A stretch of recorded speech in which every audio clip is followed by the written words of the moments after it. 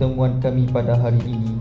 Jadikanlah kami hamba-hamba-Mu ini sentiasa bersyukur. Timbalan Menteri Kerja Raya, selamat datang dan ribuan terima kasih atas kesudian Yang Berhormat Datuk Seri bersama delegasi untuk meluangkan masa singgah di ofis kami dalam rangka kerja lawatan 2 hari ke negeri Kedah Darul Aman. Sebenarnya kami sangat berbesar hati dan terharu atas kesudian Yang Berhormat Datuk Seri untuk singgah di ofis kami yang jauh di utara.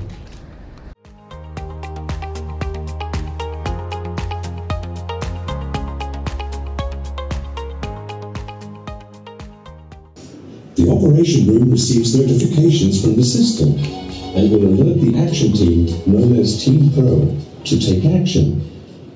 Kalau Sri nampak di sini, ini semua adalah notifikasi yang mana kita boleh lihat dan juga monitor di sini lah.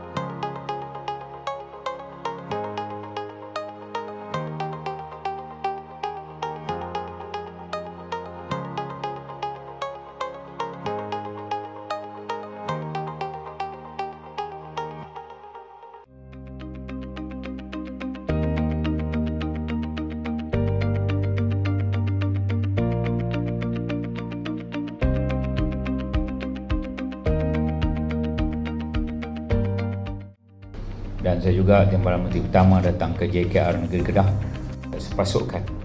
Itu yang saya sebut untuk tahun ini, 5T.